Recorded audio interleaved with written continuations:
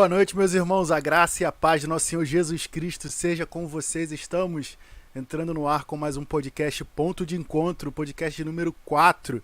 Graças a Deus nós estamos com esse projeto que tem sido bênção para a nossa Sinodal de UMP. É o lugar aqui onde nós podemos conversar acerca das coisas que têm nos trazido reflexão, conhecer irmãos que foram importantes para a nossa história, conhecer um pouco da nossa história também.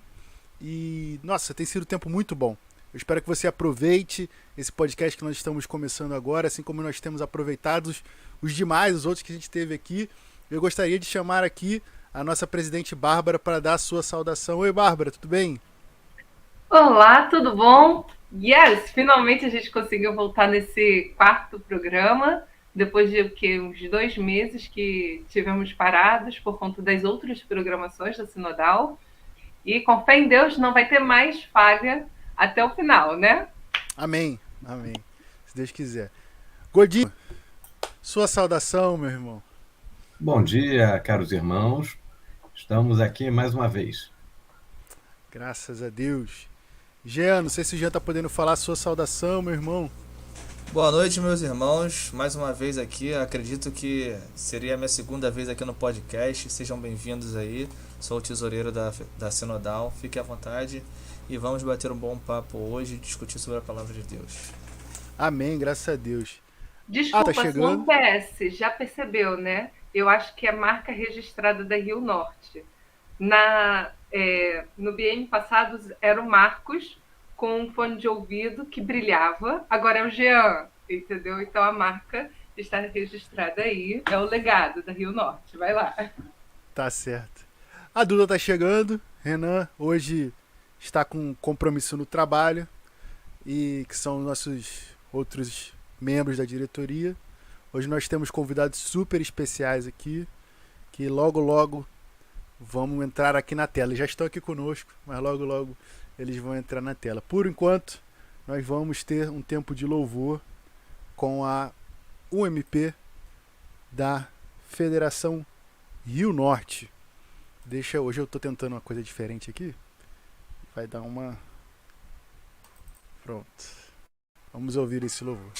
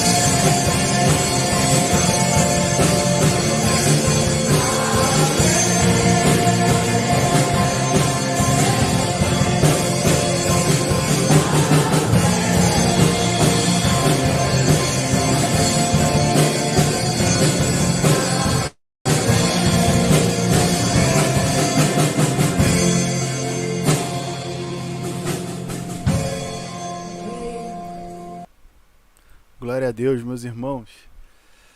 Eu vou chamar agora aqui o Jean para apresentar o nosso primeiro convidado. Jean, a palavra está contigo. Fala pessoal, boa noite. Sejam muito bem-vindos, como eu falei, ao nosso podcast. E como nome da noite que vai nos trazer a palavra hoje, né?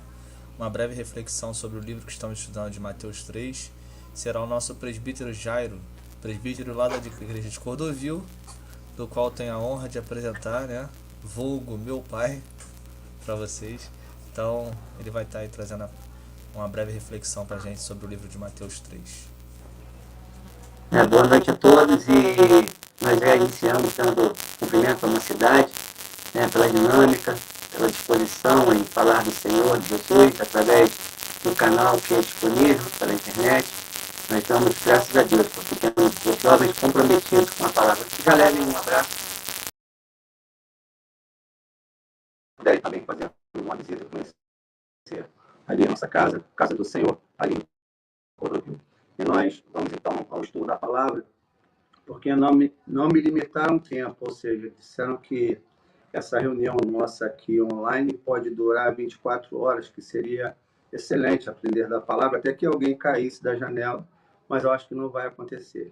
Mas nós vamos dar continuidade. Então, a proposta é, fale sobre o capítulo 3 do livro de Mateus. E o que nós vemos lá no capítulo 3 do livro de Mateus? Primeiro, nós olhamos um personagem que tem colocado diante de nós, que é João Batista. E o texto, ele é bem direto, é o capítulo 3, dos versículos 1 ao versículo 17, e eu vou ler apenas uma parte, que é o início desses versículos, e depois a gente vai estudando o restante à medida que nós formos adiantando com a leitura. Diz assim a palavra de Deus lá no capítulo 3 do livro de Mateus. Naqueles dias apareceu João Batista pregando no deserto da Judéia e dizia: arrependei-vos, porque está próximo dos céus, porque este é o referido por intermédio do profeta Isaías, voz que clama no deserto: preparai o caminho do Senhor, endireitai as suas veredas. Usava João vestes de pelos de camelo e um cinto de couro. A sua alimentação eram gafanhotos e mel silvestre. Nós vamos ficar por aqui por enquanto. Vamos orar ao Senhor. Deus, nós sabemos que Tu tem dirigido as nossas vidas, tem nos ajudado, tem nos fortalecido. E agora, Senhor Deus, pedimos orientação Sua para falar a Tua vontade, falar ao Teu povo, e que os ouvidos estejam atentos para ouvir a Tua voz. É a nossa oração, em nome de Cristo, nosso Salvador. Amém. Primeira coisa que nós podemos perceber, nós temos aqui o personagem de João Batista, né? E ele foi um pregador judeu. João Batista era pregador judeu, era primo de Jesus e foi quem batizou Jesus. Segundo Lucas, o nascimento de João foi anunciado pelo anjo Gabriel. Anunciação pelo anjo que, enviado por Deus, vai falar a João Batista. Então, esse anúncio vem do anjo do Senhor anunciando a vinda de João Batista. Quais eram as características de João Batista? Nós percebemos a humildade do discípulo, a rudeza do profeta, ou seja, o modo rude de tratar, a sabedoria de vida e a força de uma missão que estava nele, a missão que tinha colocado em seu coração era algo grandioso, colocado pelo próprio Espírito Santo de Deus, e nós vamos observar isso na sequência da leitura da palavra. Isso aconteceu em aproximadamente 26 anos depois de Cristo, ou seja, depois do nascimento de Cristo, esse nascimento de João Batista veio se dar, então, nesse período. Ele recebeu o chamado para exercer seu ministério profético. Está lá em Lucas, se vocês quiserem observar, Lucas 3, 2 e 4. Ele tinha uma mensagem firme, pregava o arrependimento de pecados. Era pessoa singular, pessoa diferente. Por que nós percebemos que é pessoa diferente? Usava, logo que nós fizemos a leitura de início, as roupas que usava, a forma que usava, a comida que comia. Nem todos fazem semelhante a ele. Lógico, pessoa única, pessoa singular. Pregava o arrependimento de pecados, singular, usava roupas feitas de pele de carneiro e usava cinto de couro na sua cintura. Então, diferente de algo, diferente de alguém, diferente como deve ser as pessoas que pregam a palavra de Deus. Como? Diferente no seu proceder, diferente no seu agir, diferente na sua personalidade, não sendo rude, claro, distante das pessoas, mais próximo das pessoas. João Batista era essa pessoa próxima, mas ao mesmo tempo era a pessoa que tinha a separação feita pelo próprio Espírito Santo de Deus. Principalmente, ele era humilde. E sendo humilde é a grande virtude de nós, que somos escolhidos por Deus, dos santos, dos separados. João Batista, ele se destacava principalmente por conta da sua humildade. Qual foi a missão de João Batista? A missão de João Batista, ela se limitava a pregar e batizar. O Senhor Deus tem colocado missão para cada um de nós, tarefas para cada um de nós. E Ele distribui dons para cada um de nós. Coloca em nós essas virtudes. E colocando em nós essas virtudes é para que nós desenvolvamos da melhor forma, da melhor maneira, da maneira como Ele nos orienta, nos instrui pelo Espírito Santo dele que tem movido a nossa vida. Então, ele tinha, se limitava a pregar e batizar. Mas o que ele fez, e foi legítimo quando Jesus foi ter com ele, e com os discípulos. Jesus veio e batizava com fogo, com o Espírito Santo. João Batista batizava com água. Jesus traz essa diferença. O Espírito Santo de Deus, habitando nas pessoas, traz o ardente fogo do Espírito Santo e coloca no coração das pessoas. João Batista batizava com água em nome daquele que viria, o Salvador, Jesus Cristo, pregando o arrependimento. Por que João Batista pregou o arrependimento? João Batista pregava o arrependimento sobre o Evangelho, diante do Evangelho, olhando para o Evangelho, avisando que Deus pune o pecado. Por isso ele promove isso no coração das pessoas, chama atenção para isso, promovendo o arrependimento, chamando e mostrando que existe o pecado, que o pecado entristece o coração do nosso Deus, e isso deve ser corrigido, deve ser sanado na vida do santo, na vida daquele que é separado.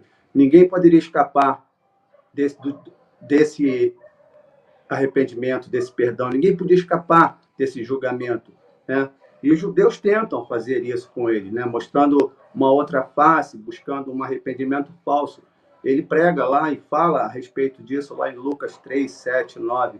Ele pregava que era necessário arrepender e viver de maneira que agrade a Deus. Ou seja, os judeus, em determinado momento, querem trazer esse arrependimento falso, mostrando um arrependimento que não existia. Por conta disso, eles são advertidos, e João Batista adverte que eles venham promover dentro deles o verdadeiro arrependimento. Muitas vezes temos vivido esses momentos dentro da casa do Senhor e até mesmo nas nossas caminhadas, de vivermos um falso arrependimento, uma falsa doutrina, um falso ensinamento que nos conduz a viver de forma errônea diante do Senhor. O Senhor hoje nos promove, nos chama e nos fala a respeito desse arrependimento verdadeiro diante do nosso Deus, do nosso Senhor, do nosso Salvador. Por que João Batista morreu? João Batista morreu porque falou a verdade. Ele chama Herodes e havia ali na vida de Herodes e todos os seus familiares uma falha muito grande, que era o envolvimento de Herodes com Herodias, que era a mulher de Filipe, irmão de Herodes. Então, ele morre porque chama a atenção de Herodes por conta disso e por conta também, nós sabemos que é plano de Deus, é Deus colocando as respostas e colocando o procedimento de cada termo da nossa vida diante de nós. Ele morre, sim, mas porque cumpria a vontade de Deus. Nós sabemos que vamos passar por percalços, ainda fazendo tudo corretamente, conforme Deus nos prescreve e nos orienta na palavra dele. Mas, mesmo assim, temos que ter continuidade e firmeza naquilo que nós olhamos, naquilo que nós fazemos, naquilo que nós pensamos diante da palavra. Por que João dizia, não te é permitido viver com ela? João falava isso a Herodes. E não era permitido a ele. Por quê? Porque era mulher de seu irmão.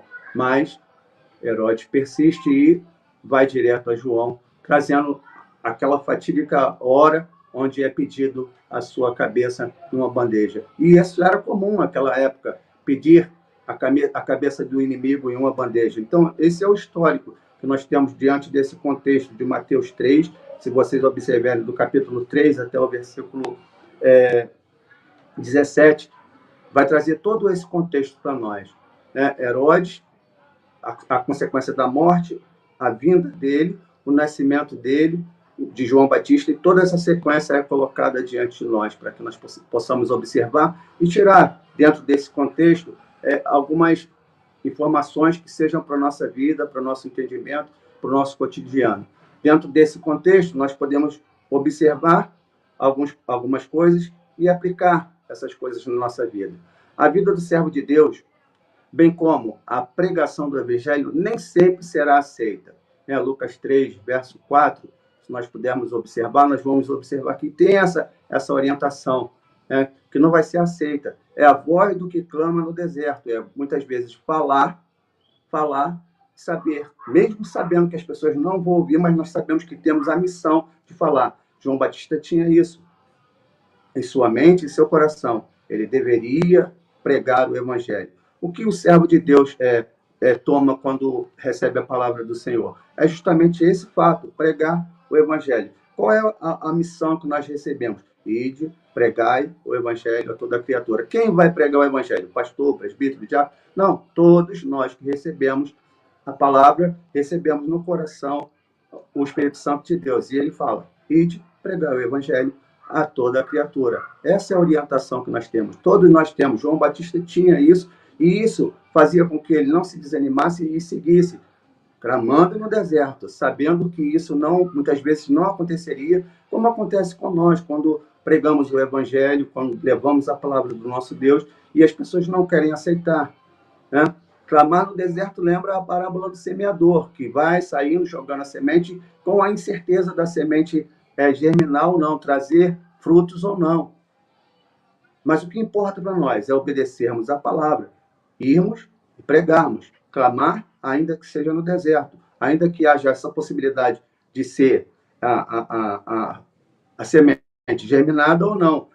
E, se nós observarmos, o deserto não é um lugar de cultivar. E ele estava lá, cultivando a palavra, falando da palavra, falando do amor de Deus. Aonde? No deserto. Crentes do Senhor Jesus.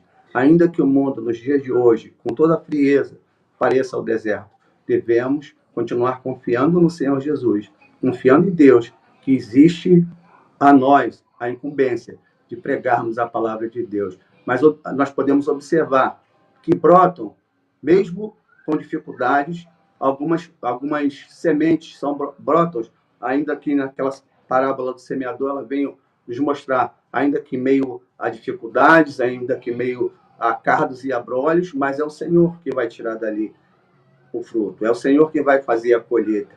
Cabe a nós irmos pregarmos, irmos falar do amor de Jesus, irmos lançar a semente do Evangelho. Clamar no deserto é como pregar sabendo que não vai prosperar pelas suas palavras.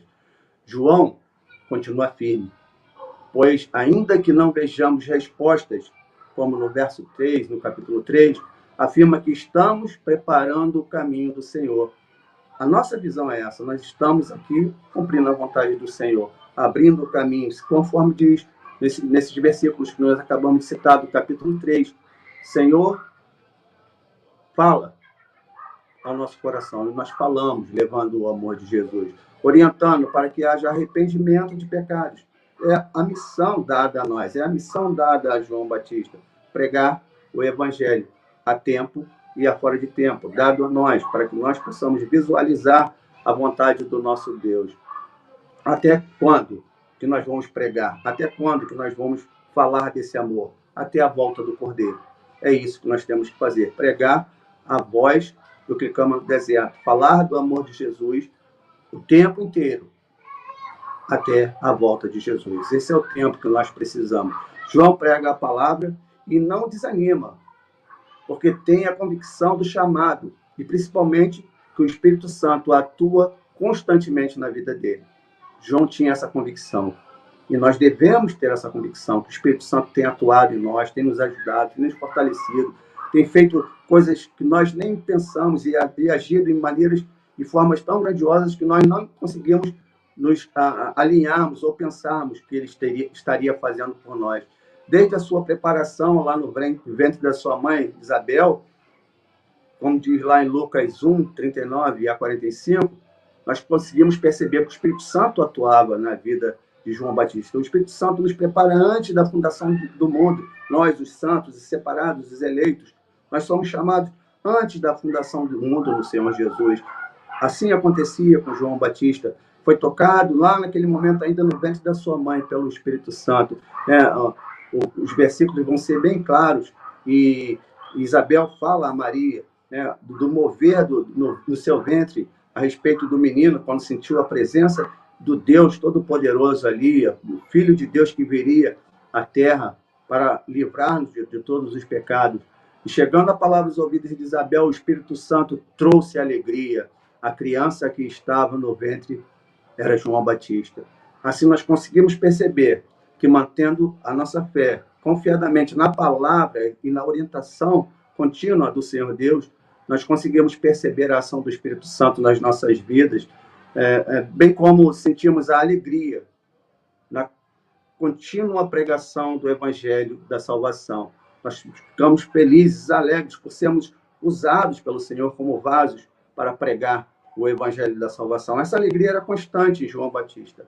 Essa alegria era permanente em João Batista. Não desfalecia em nenhum momento, não se distanciava dele em nenhum momento.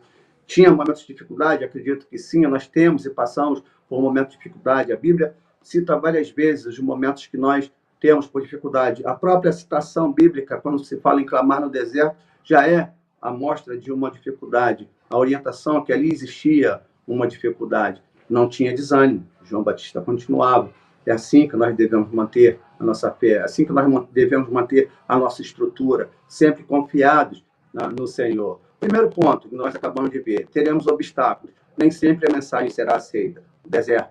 Segundo ponto que nós observamos, não devemos desanimar. A mensagem não é nossa, ela é de Deus.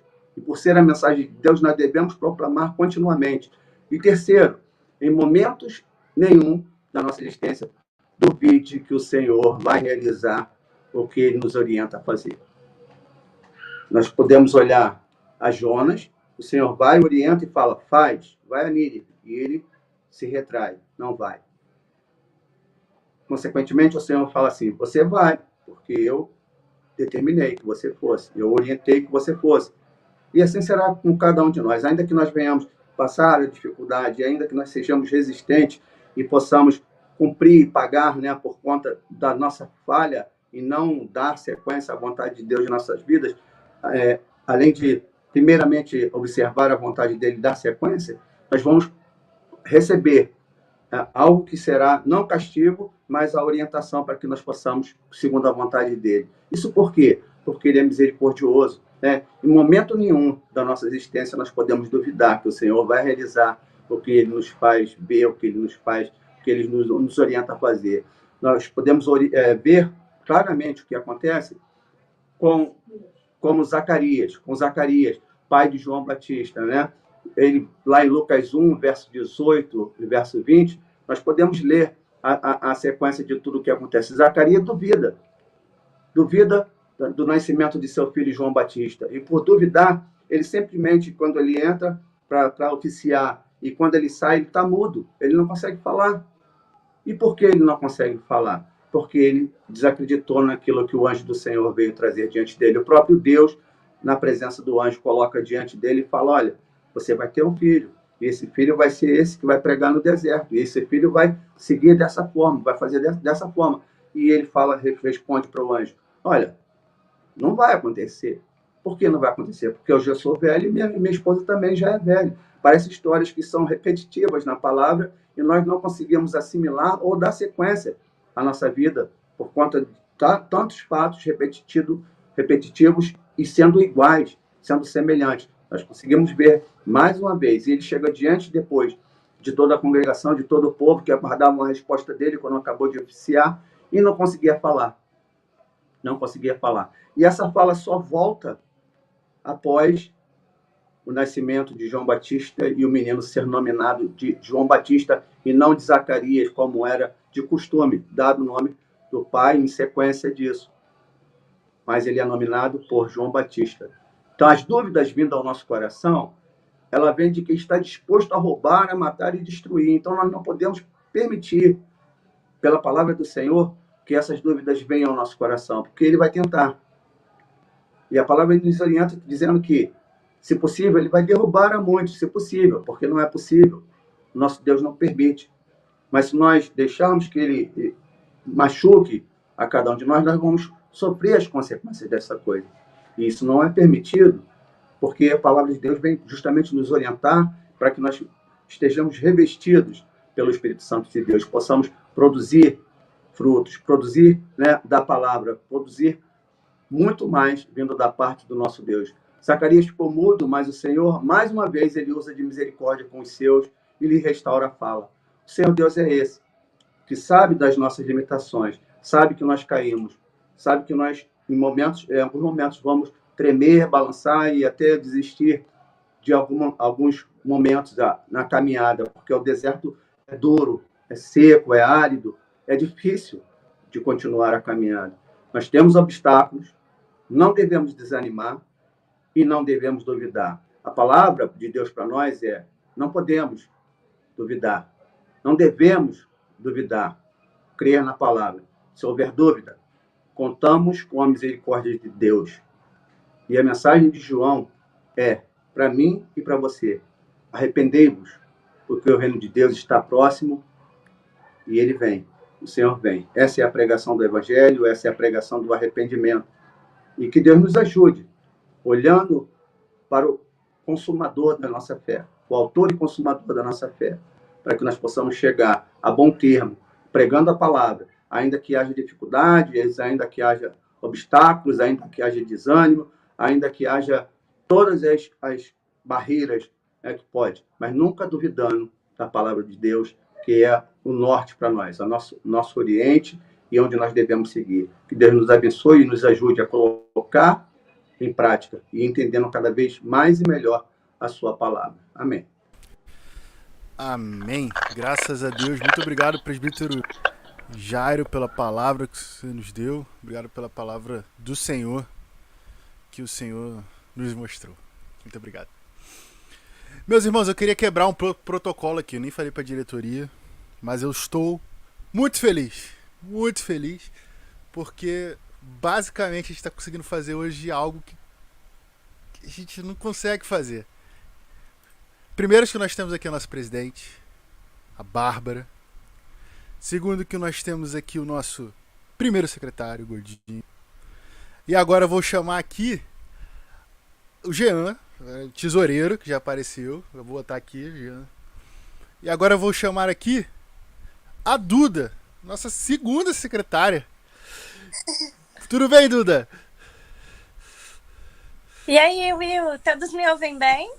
Todo mundo tá te ouvindo bem, Duda, graças a Deus. Que bom que você pôde chegar aqui para estar conosco. Obrigada. Amém. Então, gente, está aqui e eu não quero, assim, eu vou falar aqui que eu recebi uma informação. Pera aí. Calma aí. Que apesar do Renan não estar aqui com a gente, ele tá muito bem. Chegou essa foto aqui exclusiva pra mim do Renan nos Alpes Suíços, tomando seu café, seu chocolate quente. Peraí que tem que tirar essa marca d'água aqui. Bem, esses Alpes Suíços estão... Não, então, ignora ali o fundo. Tá vendo ali o Alpe lá atrás, né? Não é uma praia, não. Aquilo ali não é uma praia. Aquele Alpes ali parece uma praia, mas tudo bem. E essa foto é de hoje também, não foi pegada do Instagram dele, não. Que isso. Mas então aqui, assim, de forma simbólica, o Renan está conosco também. Então estamos com a diretoria completa. Por isso que eu quis quebrar esse protocolo. Deixa eu parar de compartilhar aqui essa foto maravilhosa do Renan. E agradecer a Deus que a gente conseguiu realizar essa reunião. E Deus é bom. Vamos continuar agora com a nossa liturgia normal. Vou aqui remover os meus irmãos da diretoria do ao vivo. Vamos louvar a Deus. Com mais um louvor trazido pela mocidade da Federação Rio Norte. Deixa eu só eu separar o louvor aqui. Vamos louvar a Deus.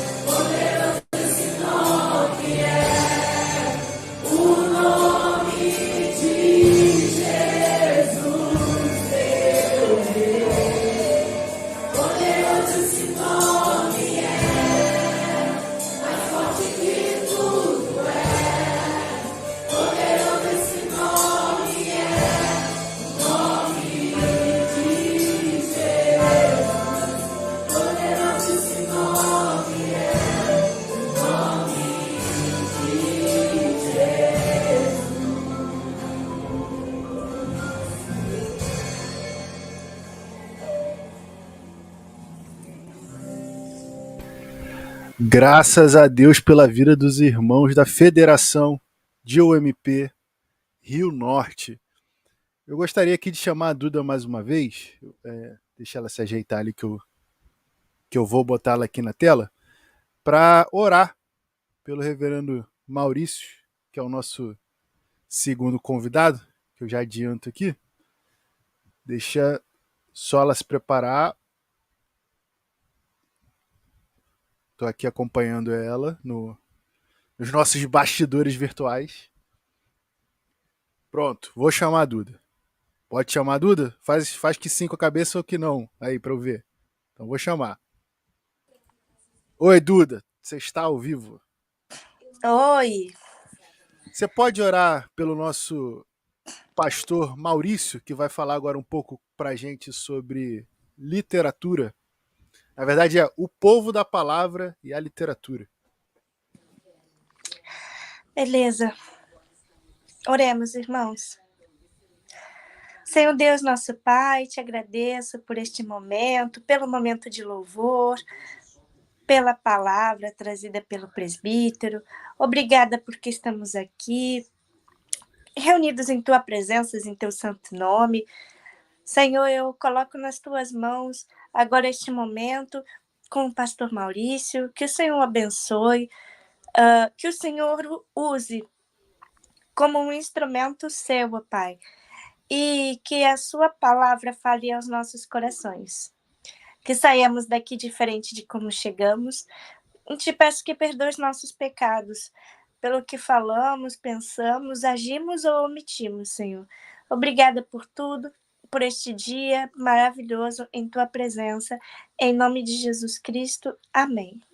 Amém. Obrigado, Duda. Vou te botar aqui nos bastidores de novo e vou chamar para nossa live o reverendo Maurício Barbosa Nunes, que eu vou me dar a liberdade aqui de apresentar, que é pastor auxiliar da Igreja Presbiteriana do Jardim Guanabara, que também é minha igreja, ou seja, ele é meu pastor também.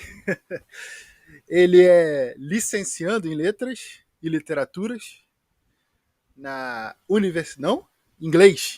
Literatura sou eu aqui. Na Universidade Federal do Rio de Janeiro. O que mais? Está faltando no seu currículo aí que eu não disse. Autor de quantos livros, reverendo? 3. Autor de 3 livros. Então já é um poeta consagrado. Menos. E que eu tenho o privilégio e a alegria de chamá-lo de amigo também. Então, pastor, a palavra está com você. Logo em seguida nós vamos chamar a diretoria aqui para a gente ter um tempo de perguntas e respostas. Meus irmãos que estão acompanhando no YouTube, deixa eu colocar aqui de volta a nossa marca d'água. Temos aqui, só um momentinho, pastor, só para privilegiar os irmãos aqui que estão conosco. O reverendo Carlos Francisco, nosso secretário sinodal, está nos acompanhando. Gilberto Dalma também, te mandando um abraço.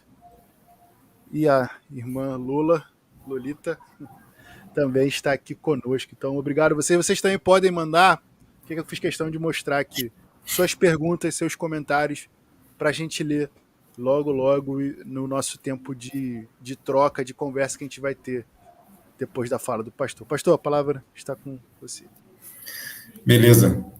Antes de tudo, agradecer a Deus, né, por esse dia aí que Ele nos dá e agradecer a Deus também pela motivação que Ele dá ao MP de trazer um tema assim desse, né, pelo trabalho que tem sido realizado, né, por esse empreendimento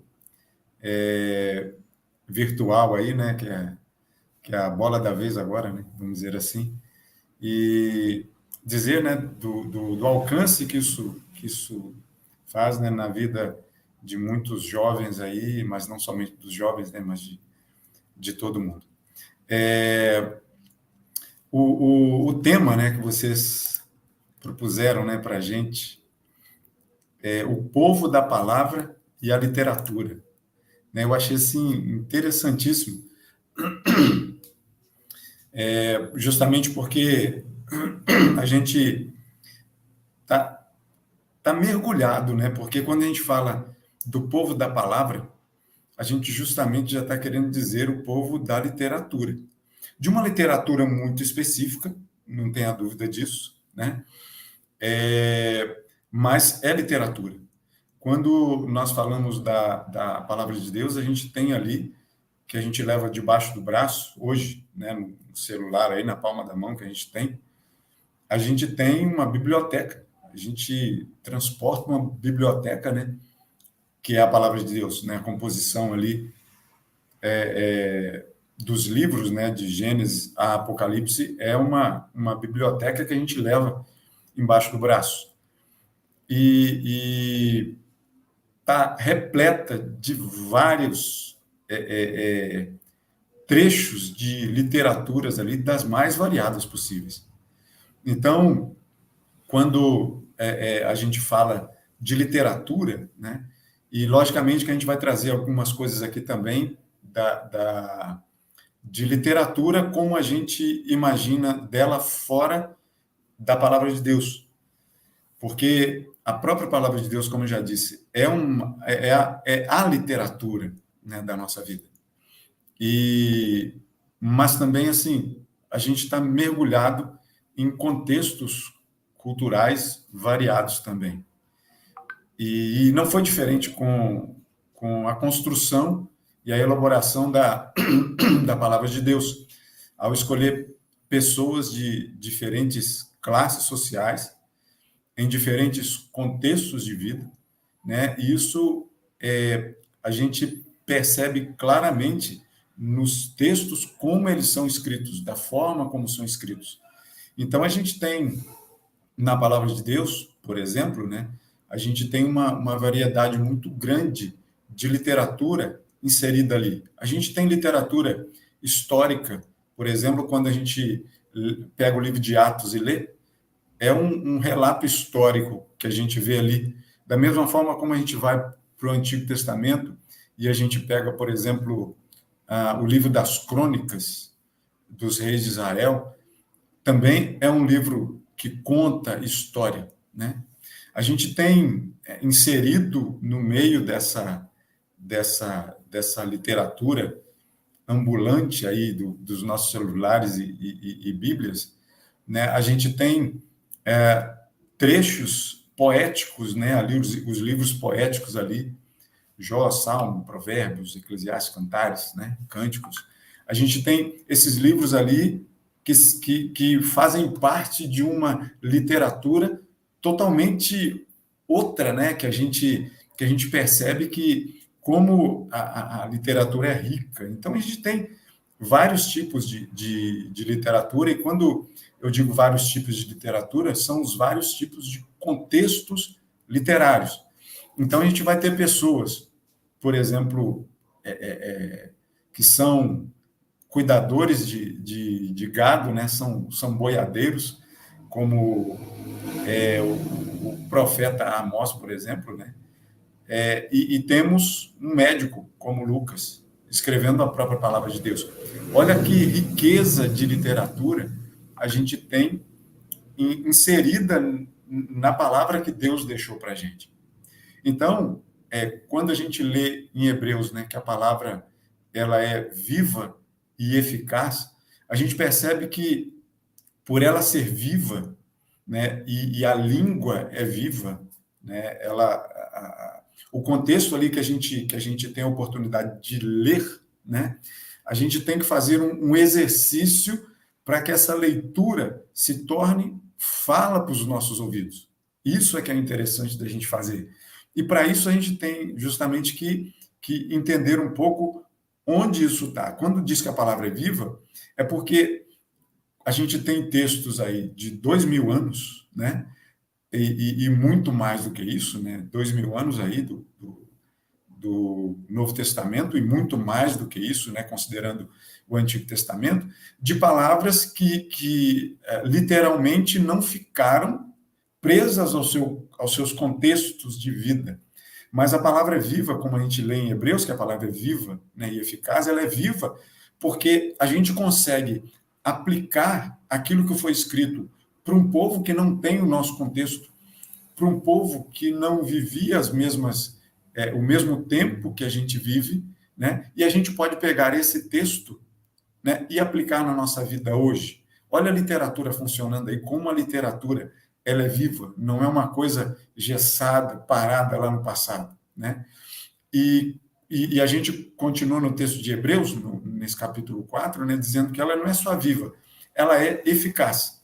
Tanto foi eficaz para o povo do seu tempo, como é eficaz hoje para a gente também, né? Então, logicamente, que a gente faz aí um certo acerto de grafia, no sentido de acomodar, né, as várias traduções da palavra, né, para a nossa linguagem, para o português. E no português a gente já vê, né, e a gente está estudando isso lá na Igreja do Jardim, né, as formas de tradução da Bíblia, e a gente percebe ali que a própria palavra, né, você mantém ela como cerne, como centro, como foco, como direção. Mas você percebe que você pode fazer determinadas acomodações literárias para atingir um público ou outro.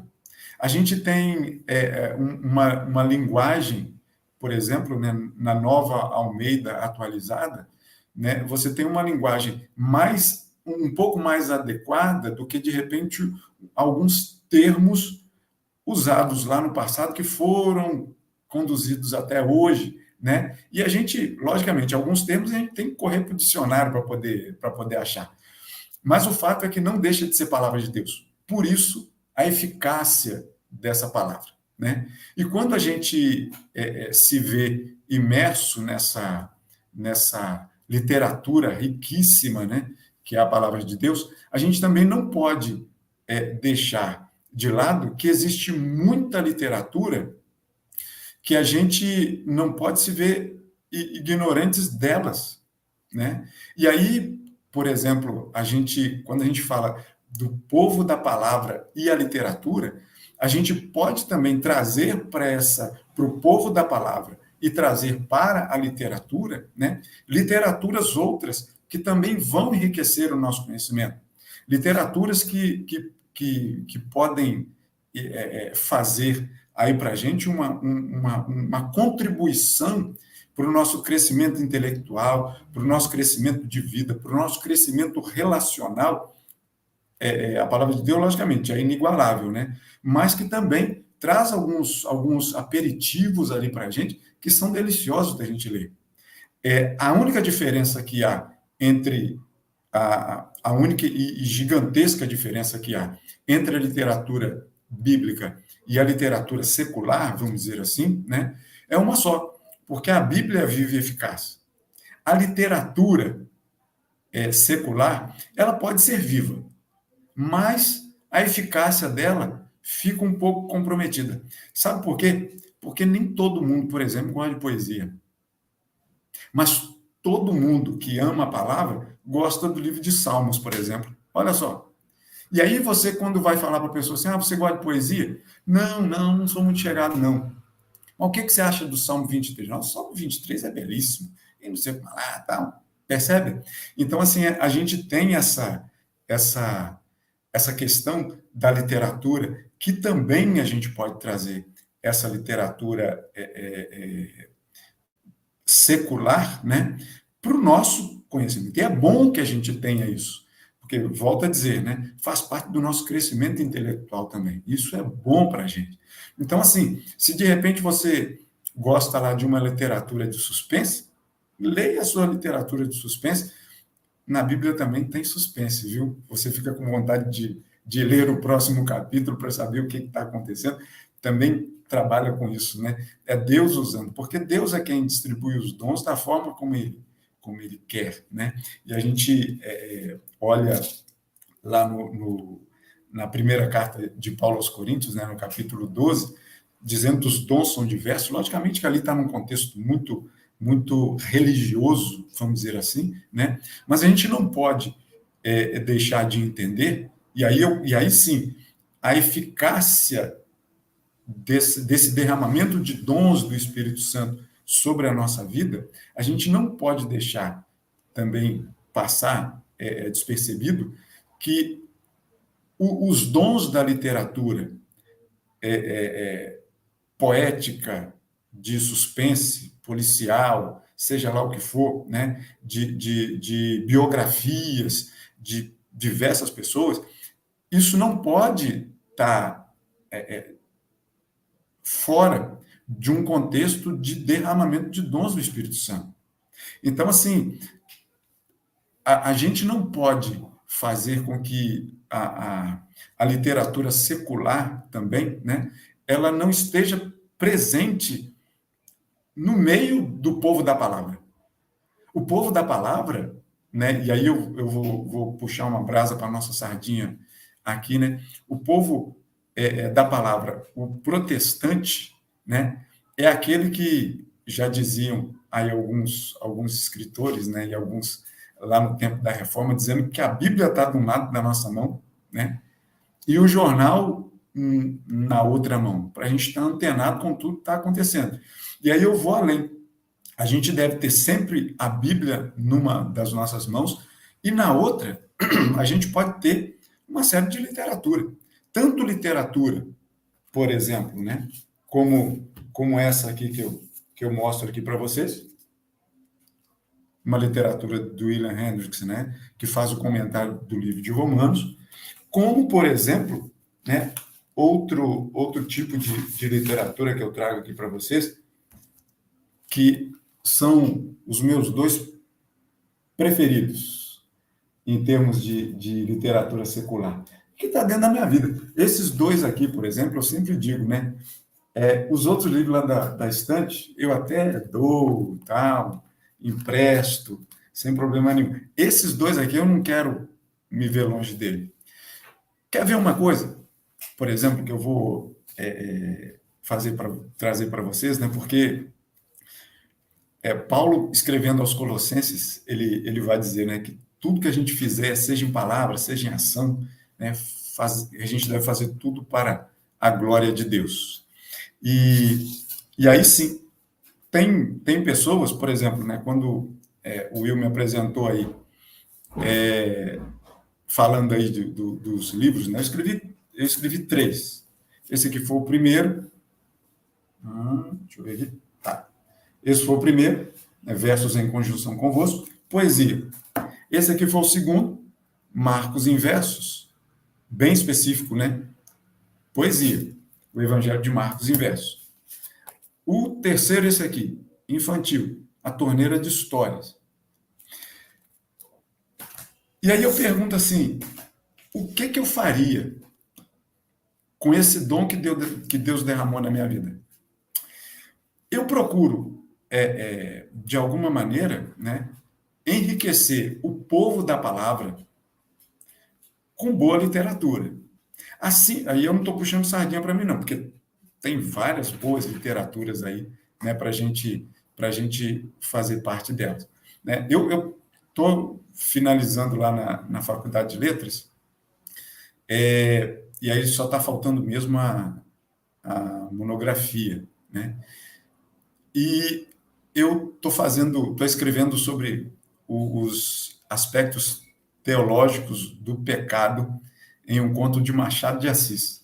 Olha Machado de Assis aí presente na nossa vida. Presente na literatura, e volto a dizer, do povo da palavra. Em Machado de Assis, por exemplo, você vai encontrar, e aí sim, eu estou puxando sardinha para a minha monografia, né?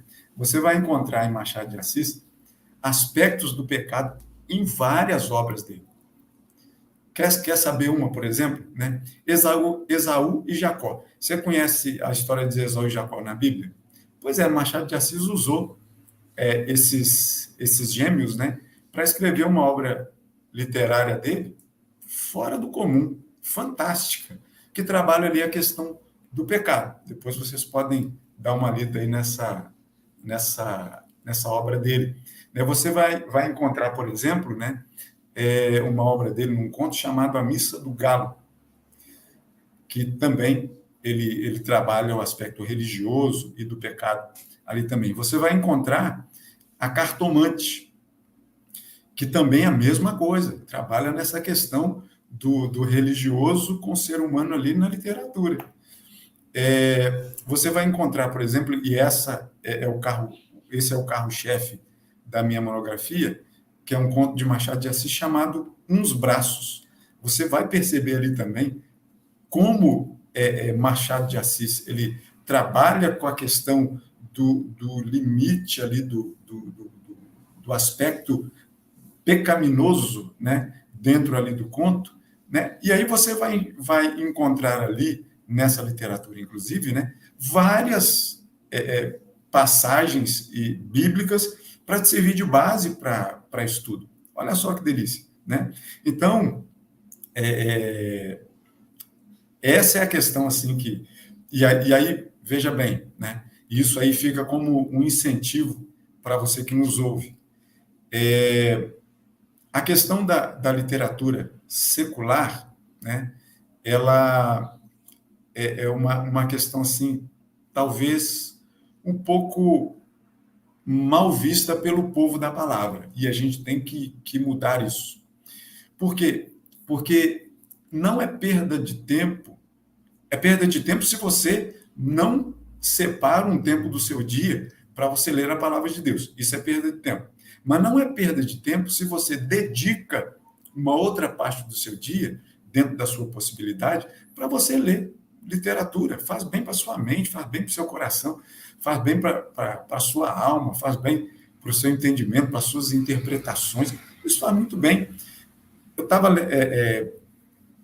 aqui uma passagem aqui do Pequeno Príncipe, que é quando o príncipe, eu não sei se vocês já leram, talvez vocês já devem ter lido, sei lá, né, lá no tempo de escola de vocês, aí, os jovens, talvez os mais velhos, né, tenham tido, entre aspas, a obrigação de ler o Pequeno Príncipe, né?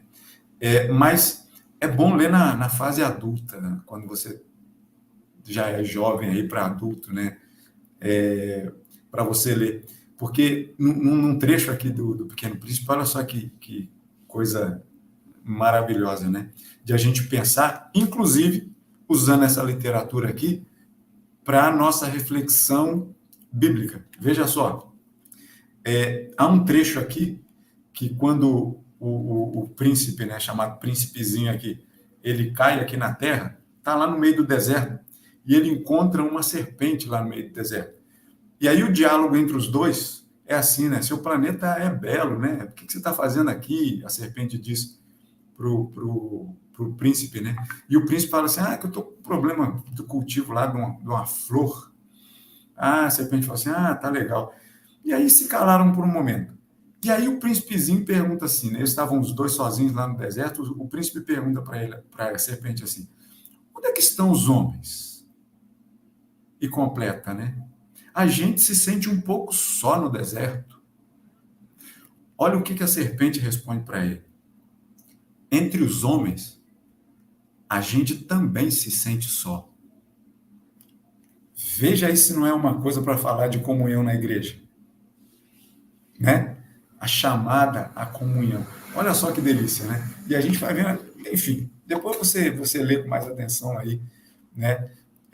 Mas então, a palavra viva e eficaz, que a palavra de Deus é, literariamente falando, né? A gente passa para a literatura secular dizendo que ela pode não ser eficaz para mim ou para você, dependendo do seu gênero, do seu gosto, né? Por determinada leitura. Pode não ser poesia? Pode. Pode ser outra coisa? Pode. O seu gênero pode. Mas a palavra de Deus, olha como ela é eficaz.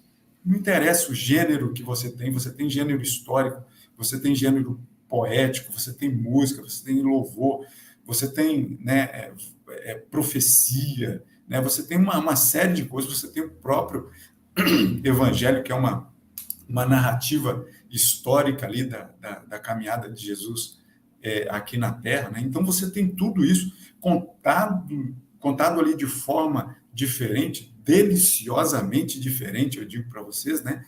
E que, assim, ela tem a sua eficácia hoje, apesar da idade que ela tem, né? Já com a literatura secular, a gente tem esse senão, né, de repente ela não ser tão eficaz para mim, porque de repente eu não faço parte do meu gosto literário aquele tipo de leitura. Assim é com a música também, com poesia, enfim, com uma série de coisas, né? Então fica aqui essa primeira apresentação que eu faço aqui do povo da palavra e a literatura, dizendo que nós, o povo da palavra, né, devemos ser considerados também o povo da literatura, né? Isso é coisa boa aí da gente poder pensar um pouquinho. Amém, graças a Deus.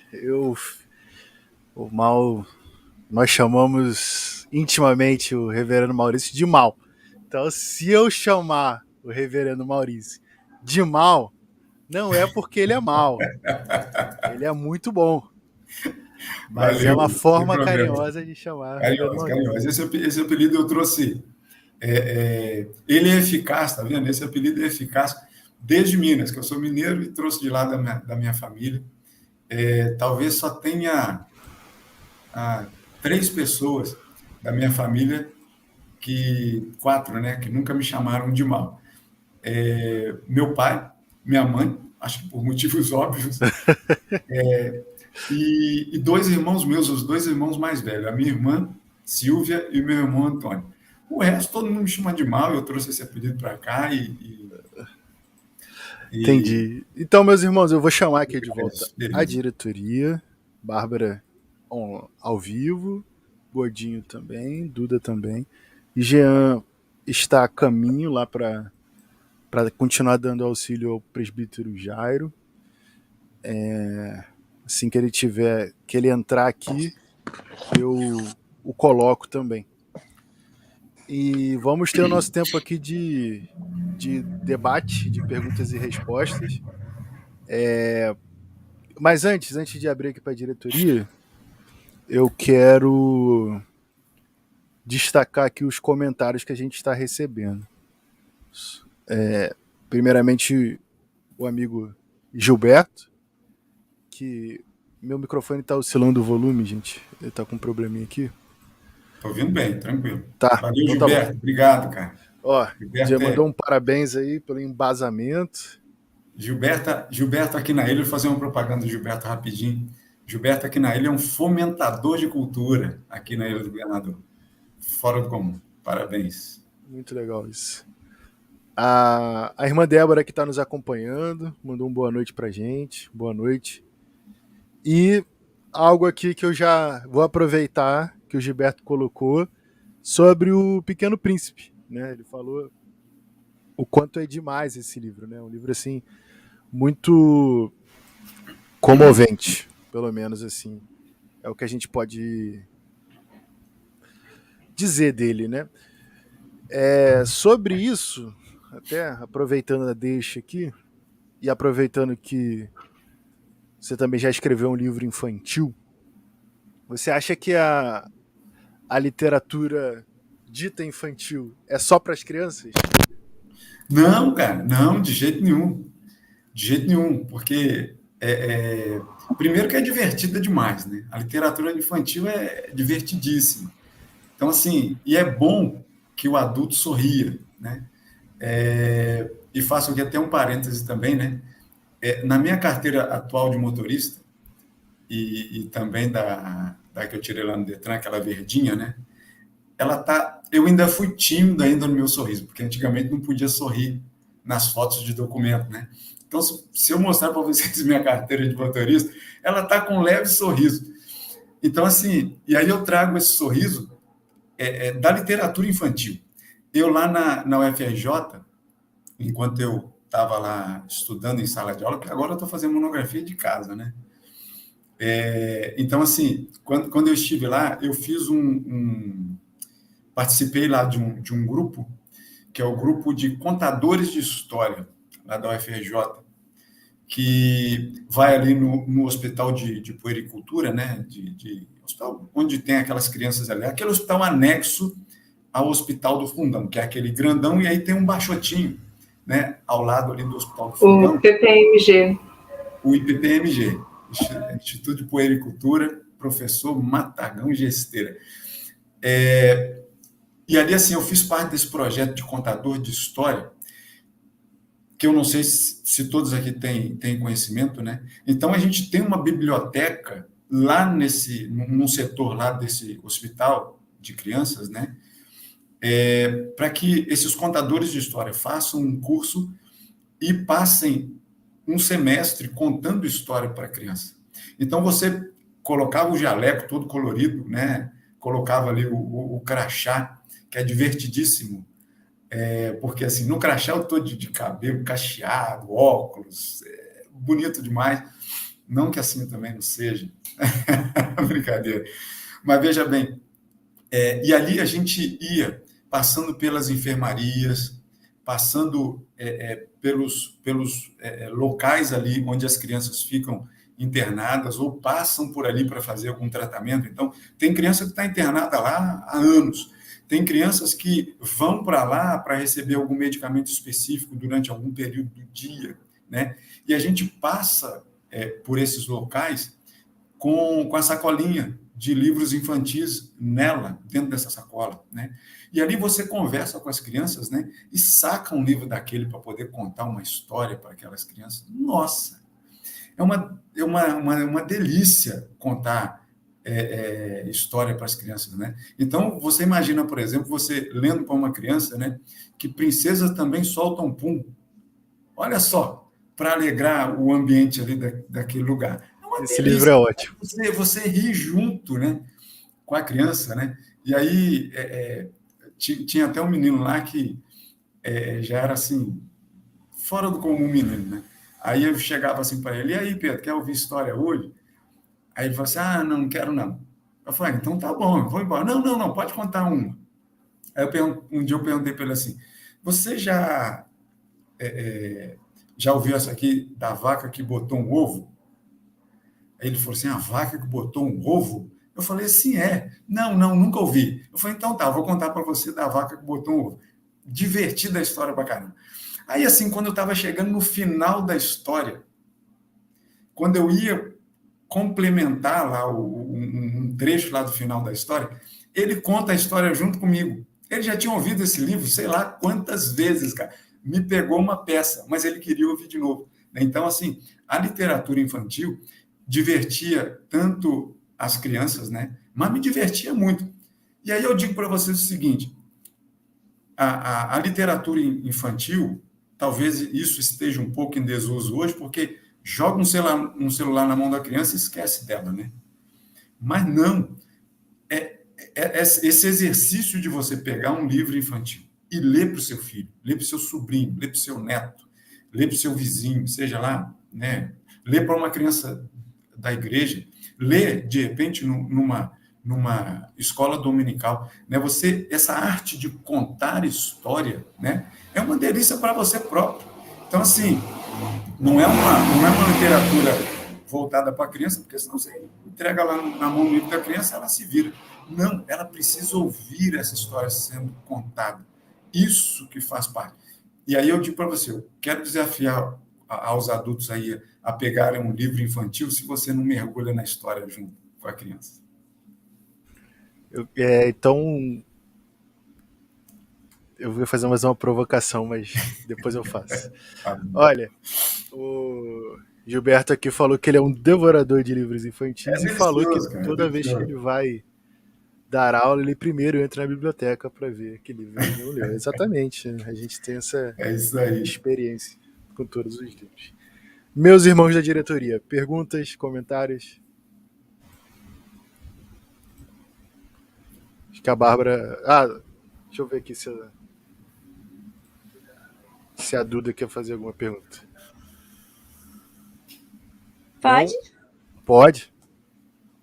Estamos te ouvindo.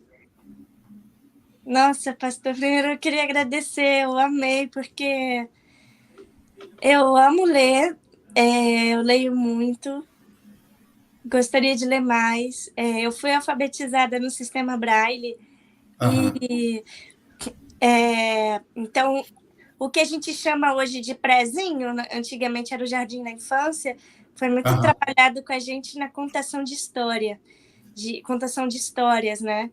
E quando eu ia para a igreja, eu ainda não tinha Bíblia em Braille, e eu lembro que minha tia me ensinou o Salmo 23 a decorar ele quando eu tinha 7 anos. Aham. Naquela versão ainda da revisada e corrigida. Nossa! Até deitar me faz em verde espaço, Aham. sabe? E até hoje eu já tenho a Bíblia em Braille, que é na nova tradução na linguagem de hoje, mas graças a Deus também a tecnologia nos ajuda muito. Hoje eu leio muito a Bíblia versão digital. E aí, quando eu vou falar o Salmo 23 de cor, eu misturo as 3 versões. Então, assim, era mais para comentar mesmo do quanto que eu gostei, do quanto eu me senti em casa com esse assunto. Perguntas, enfim, em algum momento sempre vai surgir. Eu gosto muito do exercício de ler para criança. Eu trabalho lá no Museu do Amanhã, a gente trabalha com contação de histórias também. E eu acho muito legal uma experiência que eu tive quando eu era adolescente. Eu tinha um livro chamado A Felicidade das Borboletas, um livro que era em braille e tinta, e ele tem desenhos em alto relevo, e é a história de uma menina que nasceu cega. E eu contei essa história para uma criança cega também. Então, enfim, fazer a literatura estar presente no nosso dia a dia. Emocionante. E a pergunta que eu tenho, bom, são 2. Vamos lá. A primeira era até sobre livro da Bíblia, não sei se encaixa aqui. Mas o livro de Jó é um livro que eu tento ler desde os meus 11 anos de idade, quando eu estava fazendo catecúmenos. Eu sempre me deixo um pouco confusa em relação... porque é um livro de sabedoria, e é um livro que ele é cheio de argumentos e prós e argumentos novamente. E aí eu queria perguntar sobre esse tipo de literatura, enfim, o que você entende sobre esse livro que não nos conta muito sobre tempo. Tem pastores que acham que ele foi adâmico, tem pastores que acham que é pós-dilúvio. E aí eu queria saber, ele é um estilo de literatura muito diferente dos outros livros da Bíblia que eu estou acostumada. Queria que você comentasse brevemente sobre esse livro, se pudesse. E a minha segunda pergunta é como trazer a literatura infantil evangélica para espaços ditos seculares. Tipo, como, sei lá, trazer, por exemplo, a Arca de Noé para trabalhar num hospital ou num museu do qual a gente não pode falar abertamente de religião. Como trabalhar isso? Joia. Então, a primeira pergunta sobre o livro de Jó, né? É um livro que está colocado ali entre os livros poéticos, né? Que, logicamente, assim, os livros poéticos, né? E você lê muita coisa nos livros chamados poéticos, e que, de repente, ali você fica buscando rima, você fica buscando uma cadência de leitura e tudo mais, e, de repente, você não acha. Logicamente, por causa da tradução que nos é chegada. Então, essa é uma coisa. O livro de Jó, especificamente, né, que é um livro aí que aparentemente pode ser o primeiro, o mais antigo dos livros, né, porque faltam algumas referências, por exemplo, com outros livros proféticos, por exemplo, né, que você não tem exatamente essa referência, né?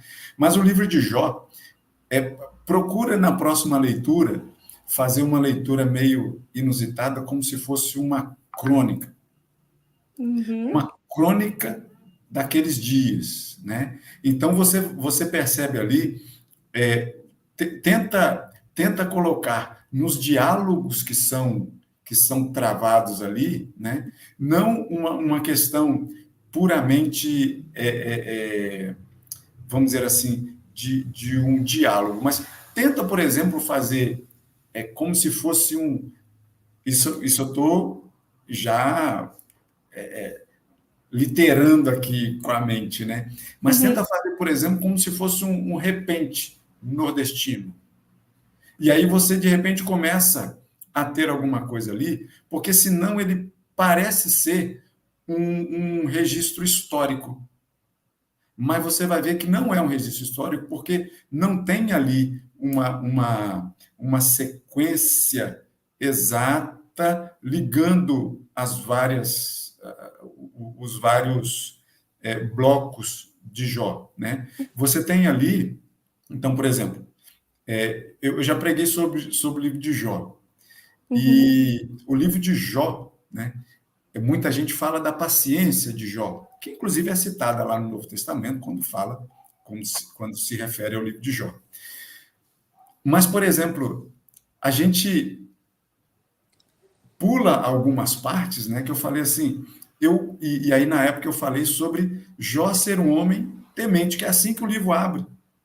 O livro de Jó abre dizendo que ele é um homem temente a Deus e não paciente. Percebe? Então, assim, você quando começa a dar uma significação à sua leitura, né, a forma de você ler, muitas vezes é muito interessante. E aí eu vou mais além, né? Em algumas leituras bíblicas, muitas vezes, elas não são praticamente levadas você a interpretar ali na primeira leitura. Não. Você, de repente, vai ler uma vez, duas vezes, terceira, na sétima vez, oitava vez, 10ª vez que você ler aquele livro, o Senhor vai e fala contigo uma particularidade. Porque a palavra é viva, conforme eu falei lá em Hebreus, né? Então, procura ler Jó como uma crônica ali, como um diálogo de repente, né? Repente é aquele jeito lá do nordestino, né? Lembra? Aquele duelo lá dos violeiros, né?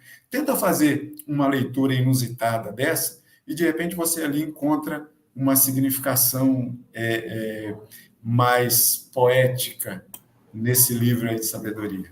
Seria interessante alguém escrever o Jó como cordel. A segunda pergunta é sobre como você pode introduzir essa questão, né? Eu sei isso, por exemplo, lá no hospital, né, os livros selecionados nunca eram com temas religiosos, não podia, né? A gente entende, a gente compreende isso e a gente pode passar por isso sem problema. Agora, por exemplo, quando você está contando uma história, você é o contador, você é a contadora. Então, você pode fazer algumas nuances ali na sua contação que você passa sem dizer o que é. Por exemplo, ler O Pequeno Príncipe pode? Pode. E aí você lê esse trechinho aqui, por exemplo, que eu falei aqui, né? De Jó, do Pequeno Príncipe travando ali com a serpente, né? Dizendo assim, não é que estão os homens, no deserto a gente sente um pouco só. E aí a serpente vai e responde assim, mas entre os homens a gente também se sente só. Você pode falar de comunhão sem falar de religião. E aí, logicamente, né, de uma forma muito sensível e sutil, você pode falar disso, né? Por exemplo, eu gosto de poesia. E não perguntaram aí ainda, não sei se teria essa pergunta, né? Mas o meu gênero literário poético, eu descobri que é muito duro quando eu descobri. Porque eu escrevo muito sobre as coisas ruins da vida de forma poética. Uau! Quando eu me descobri assim, eu falei, Senhor, o que eu vou fazer com isso? Continuar fazendo, não tinha outro jeito de fazer diferente. E aí, assim, eu tenho muita... E isso me veio à mente por quê? Porque eu tenho o Will vai falar disso aí depois, né, com mais propriedade. Eu tenho eu não sei como é que fala, um perfil no Instagram, sei lá, uma conta no Instagram, não sei como é que fala, né, que é chamada Haja Poesia e Ouve Poesia. Haja com H e ouve com O, né? Então, olha ele aí. É justamente assim, haja de haver e ouve de ouvir. Logicamente, eu fiz ali entre muitas aspas, uma brincadeira com haja luz e ouve luz, haja isso e ouve aquilo, tudo com H, né? Então, assim, nesse como é? Conta? Eu não sei como é que fala. É conta no Instagram? Perfil? Perfil, sei lá. Né? Isso, é Esse perfil. negócio aí que eu tenho no Instagram, ali não tem só palavra escrita, sempre vai ter a voz, porque é haja e ouve de ouvir.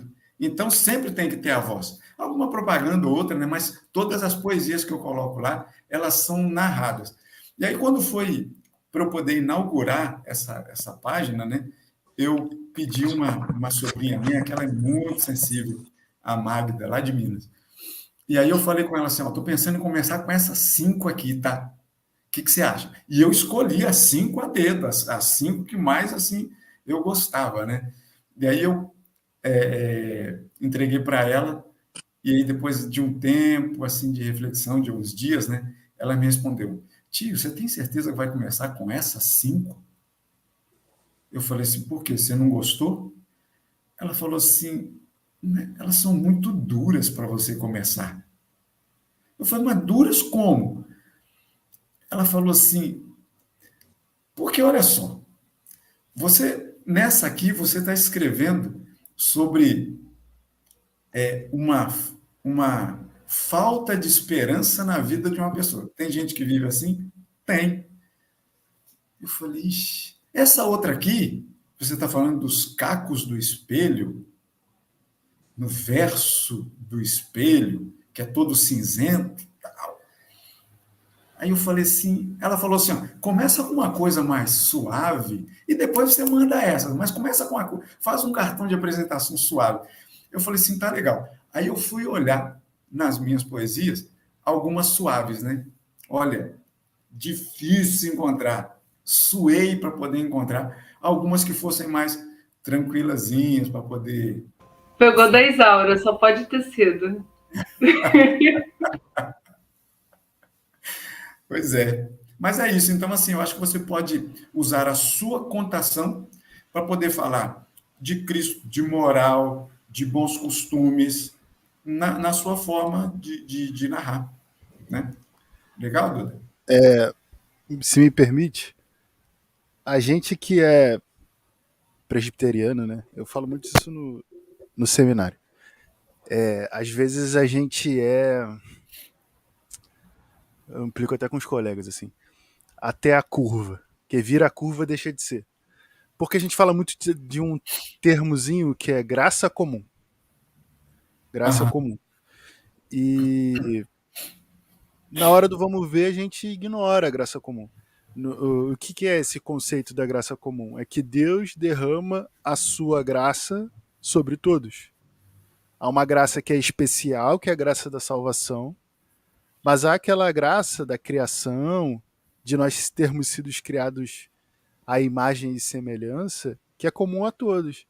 Então, assim, a percepção de um poeta sobre a natureza, e ele descreve a natureza de forma bela, é a percepção daquela natureza que Deus fez de forma bela. Então, se eu leio aqui um poeta que por acaso é cristão, que é o Nejar, né? Ele é até pastor. Mas ele escrevia excelentes poemas belíssimos antes de ser pastor. E ele tinha ele tem muito essa característica de falar da natureza. É Carlos Nejar, se eu não me engano o nome dele. Eu só tô. Ele é até pai do Carpinejar. Ele é o pai do Carpinejar. Então, assim, eu penso. Isso é uma coisa que fica. Como eu falo assim. A gente não aproveita, às vezes, alguns aspectos, assim, até para essa pergunta da Duda aí. Eu vou até me adiantar aqui no aspecto.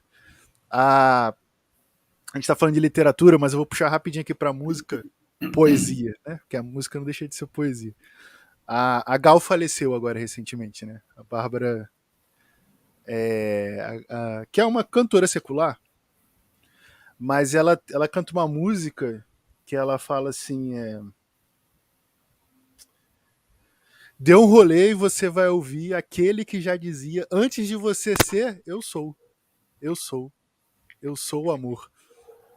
E aí, pra mim, essa música foi muito assim, uma pessoa que não. Caramba, quem é que já dizia antes de você ser eu sou? Eu sou o amor. Quem é aquele que, se te der um rolê, der uma volta, pra procurar, vai encontrar dizendo eu sou, eu sou. Isso, cá entre nós, eu acho que o poeta nem tava pensando nisso. Mas a gente pode aplicar dessa forma e tudo mais. Acho que a gente pode aproveitar algumas coisas que a gente lê pra pelo menos lançar, jogar aquela sementinha ali. Tipo, agora assim que eu falei, quem é? Quem é esse que falava eu sou? E de repente deixa a pessoa correr atrás para descobrir. É, Eu sei que o tempo está corrido, mas sabe por que eu fiz essa última pergunta?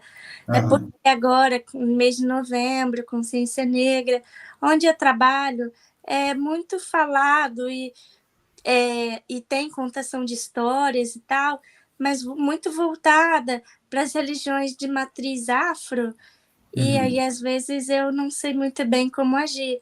Tipo, eu acho que tudo bem eu conhecer a cultura, mas é algo que não deixa às vezes de me incomodar, não sei, né? A gente está aqui ao vivo, vou tomar muito cuidado com o Não, que é eu vou como falar. lidar, né? Eu entendo. Mas é como lidar, exatamente. Quando falam sobre, quando vão contar uma história sobre orixás, por exemplo.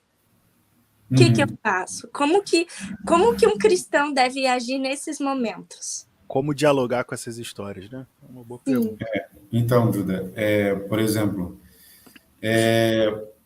vou dar um outro exemplo aqui para você, tá?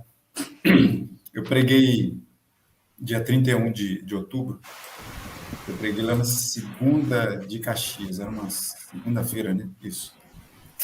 E aí, assim, durante a pregação, eu pedi, falei, faz o seguinte aí, a igreja estava cheia, eu falei assim, ó, faz o seguinte aí, pega o seu celular e acessa aí rapidinho a agenda do seu celular. Sabe o que está lá no dia 31 de outubro, na agenda do celular? Eu não coloquei, não. É lance assim de dias festivos, tal, que aparece na minha agenda lá do celular, compulsoriamente, né? Sabe o que aparecia lá? Dia do Halloween? Saci. Dia do Dia Saci. Ah, dia do Saci. Dia do de... Saci. E aí, assim, e justamente eu trabalhei ali naquela questão ali da reforma protestante, né?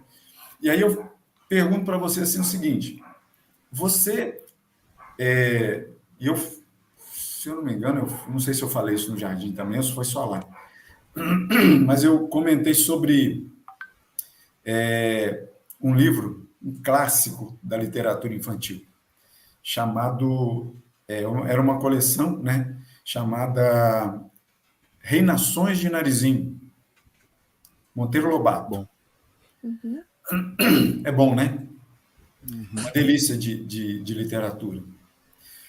Que eu volto a dizer, é cultura. A gente não precisa acreditar.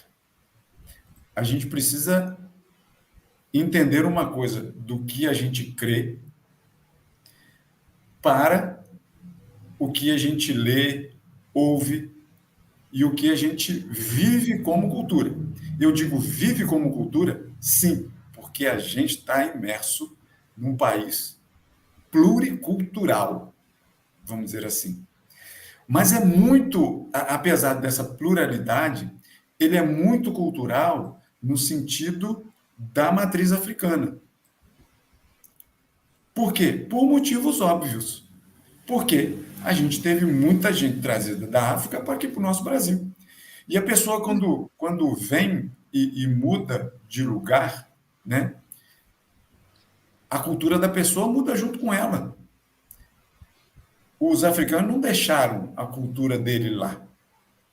Assim como, por exemplo, veja bem, essa literatura aí de algum lance de matriz africana, tal, a gente vai encontrar, por exemplo, em Ceci e Peri, clássico da nossa literatura. A gente vai encontrar lá em Renações de Narizinho, a gente vai encontrar o Saci Pererê, a Cuca, o Visconde de Sabugosa, né? Na literatura do Maurício de Souza, né, meu xará e mestre dos quadrinhos, né, a gente vai encontrar lá, né, o caipora, sei lá, em algumas como é que fala? Em algumas histórias dele lá. A gente vai encontrar, porque a gente tá mergulhado nessa cultura. A gente não tem como morar e viver no Brasil e deixar de lado a cultura que a gente está nela. Agora, um lance é a gente estar mergulhado nessa cultura, que não tem como escapar dela, porque a gente mora no Brasil. Um lance é você estar mergulhado nessa cultura e entender, por exemplo, né, Nossa, foi na faculdade, no estágio que eu estava fazendo lá no CAP, no Colégio de Aplicação da UFRJ.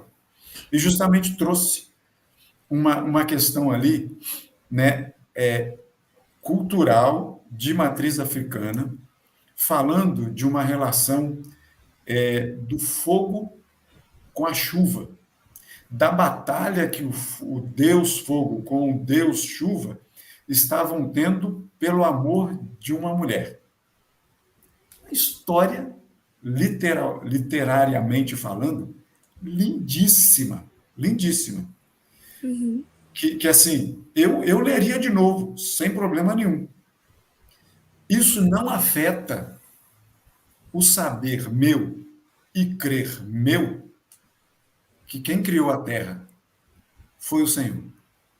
Quem criou o firmamento foi o Senhor. As estações foi o Senhor. Isso não vai afetar a minha fé por saber que quem manda a chuva é o Senhor. Quem manda o fogo, sol, chuva, vento, é o Senhor. Isso não pode me deixar confuso com relação a isso. Agora, literariamente falando, ler uma história dessa, eu leio ali como uma história de amor, tá? Essa coisa toda, e não passo disso. Mergulho na história, me emociono com a história, mas não deixo que isso afete assim, a minha fé.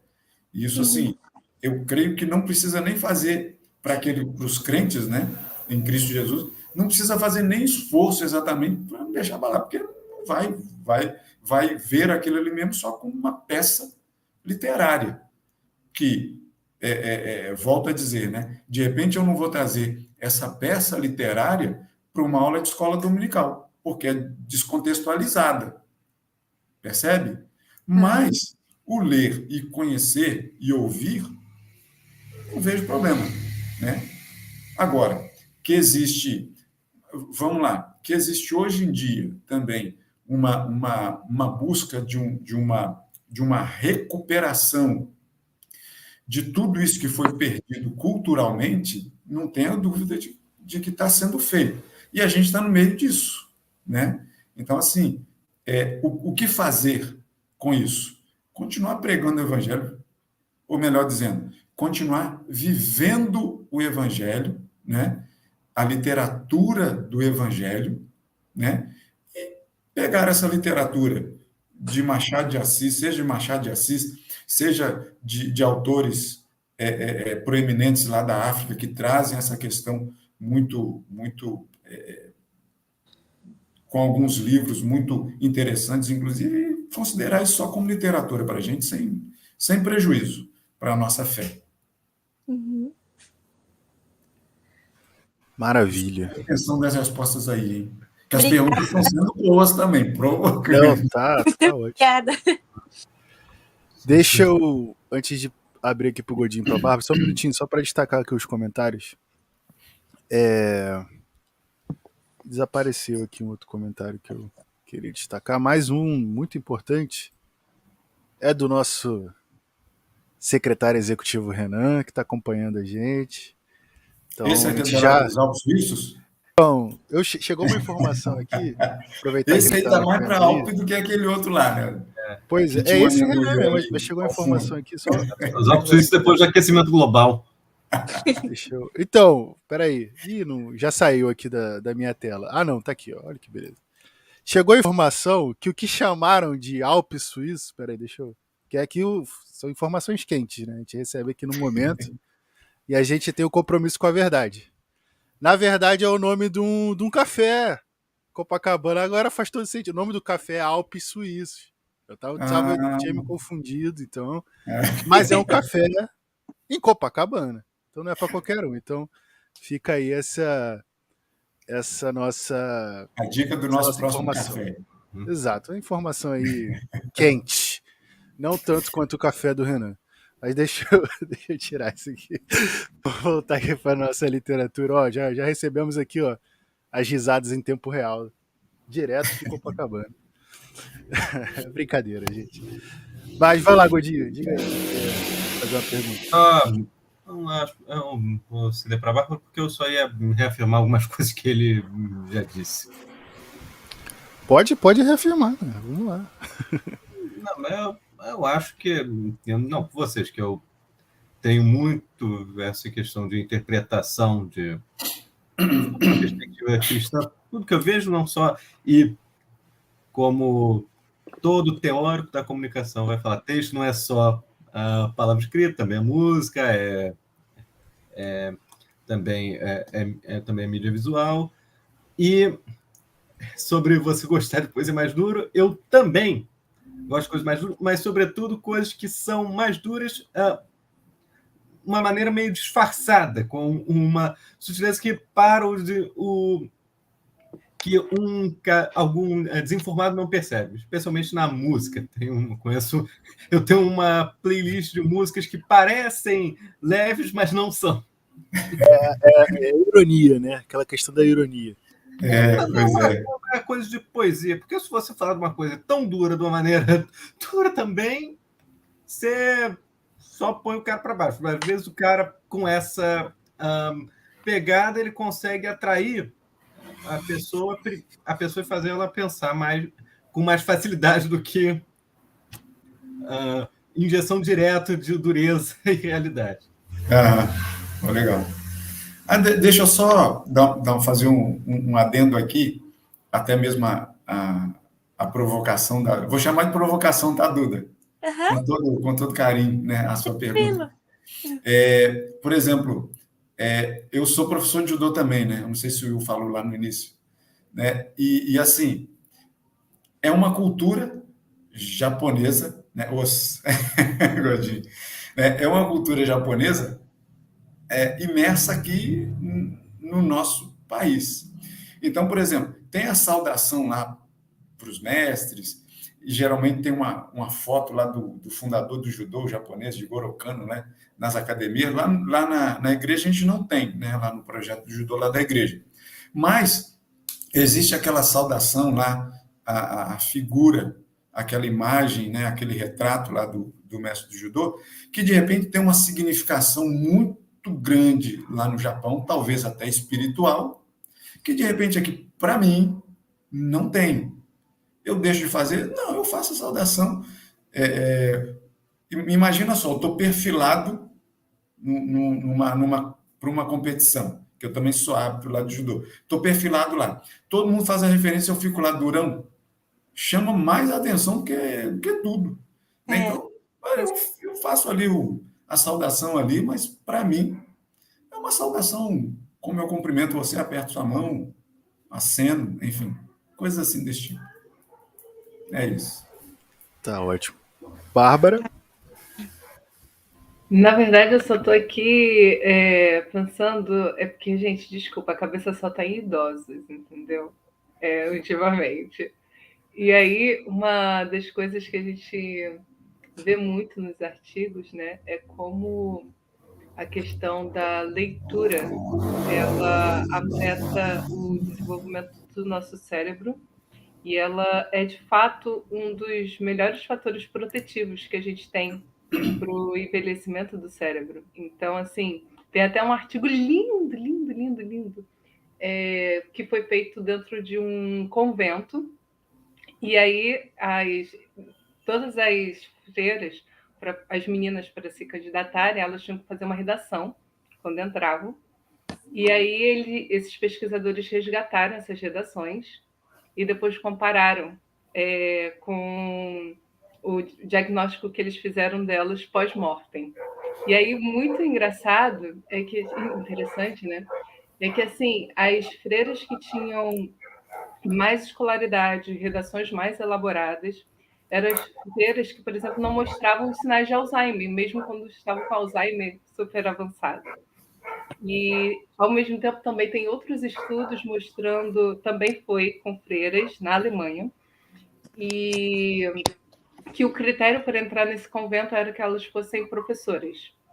E aí eles pegaram toda a rotina que elas tinham dentro do convento de oração, de leitura da palavra, de momentos para ensaiar os hinos, e como isso era uma baita de uma estimulação que elas tinham, e elas não desenvolviam assim.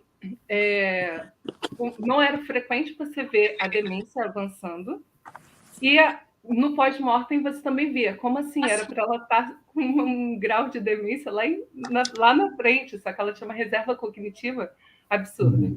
E aí eu tenho conversado muito isso com o Will. É um absurdo, porque assim, a gente é o povo da palavra, que teoricamente lê e medita nessa palavra dia e noite.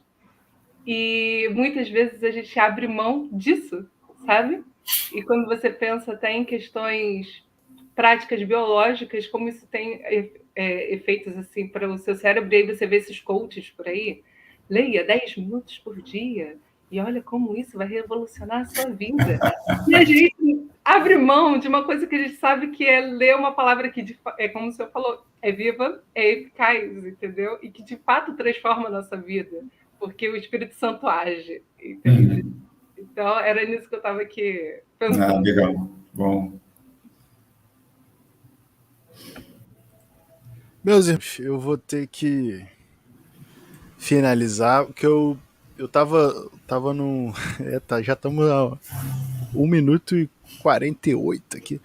Porque eu tava tentando resolver meu problema no som aqui. Parei de monitorar o tempo. Mas, meus irmãos, graças a Deus, gostaria muito de agradecer ao Reverendo Maurício. Agradecer aos irmãos aqui que estiveram conosco online. Eu queria de novo, na verdade, não é nem de novo, eu queria falar de novo. Quebrar o protocolo aqui, mas agradecer muito aqui pela diretoria presente, estou muito feliz de todo mundo estar aqui. O Renan não está aqui aparecendo na tela, mas eu estou muito feliz dele estar podendo acompanhar a gente. Não pode estar aqui com a gente por conta de trabalho. Podemos mostrar sua vida extravagante. Exato, fotos. Mas assim, não deixou de comparecer aqui da sua forma. Mas agradeço muito a Deus por cada irmão aqui. Você tem um pouco emotivo aqui. Cada irmão aqui dessa diretoria foi um amigo que Deus me deu, sem exceção. E eu sou muito feliz. E assim, é um momento tão bom estar aqui, estar com o meu pastor ainda por cima. Então, agradeço muito a esse tempo que a gente teve aqui. Então, para a gente encerrar, Bárbara, pode fazer aquela oração para a gente encerrar? Faço sim. Heavy Mal, como o Will falou, muito obrigada por ter topado estar aqui com a gente. Gente, eu sou fãzaça dele, então assim, suspeita para falar, mas vocês viram que não é, entendeu? Que ele é bom, entendeu? Muito obrigada mesmo. Obrigada, presbítero Jairo. Ó, anotei aqui. O presbítero Jairo. Sensacional essa mensagem. Wilson não sabe o que está acontecendo na vida pessoal, como isso daqui falou comigo, presbítero Jairo, que Deus continue a trabalhar na sua vida e agir através do Senhor.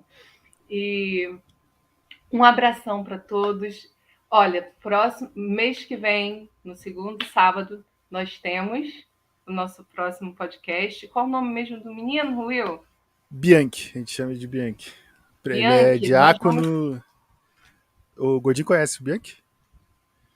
Ele é diácono na Gávea. Ele é seminarista também. Vai falar pra gente sobre saúde, sobre a importância. Oi? Estética e beleza. Estética, ele vai ter muita coisa boa pra falar pra gente, tá? Porque ele tá super empolgado pra falar sobre saúde também. Então vai ser um bem completo esse podcast, não percam. Exatamente. Então, oremos, irmãos. Vamos nós. Senhor Deus e Pai, muito obrigada por esse espaço, Pai querido. Muito obrigada, Pai querido, por esse momento de troca.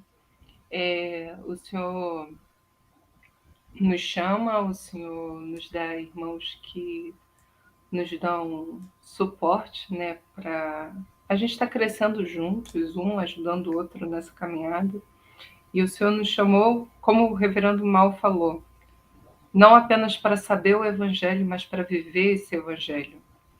E então, muito obrigada por esse momento de troca, para que a gente não apenas saiba a tua vontade, mas adquira sabedoria para saber aplicar no nosso dia a dia, nas nossas vidas, Pai querido. Ser com cada irmão que ainda vai ouvir esse podcast, Pai querido, e nos dá uma noite em paz, abençoada, e amanhã um domingo na tua casa, Pai querido, estando em tua presença. Muito obrigada por tudo, em nome de Jesus. Amém. Amém. Meus irmãos, como a Bárbara já disse, a gente está de volta mês que vem, para a graça de Deus. Nós esperamos vocês aqui nesse canal. Divulguem o nosso podcast, nos deem sugestões. Se você não se inscreveu, se inscreve aí. Se inscreve no nosso canal. Exato. Esse podcast é seu também. É uma coisa assim que a gente enfatiza bastante. Eu gosto de enfatizar. A Sinodal de UMP não é a diretoria da Sinodal de UMP, mas é você que está aí, sócio da sua UMP local. Então participe, dê sugestões, se aproxime. Tem tanta coisa que a gente pode fazer junto. Isso aqui é só um pedacinho. Tá bom, meus irmãos? Então Deus abençoe a todos e nos vemos logo mais para a glória de Deus.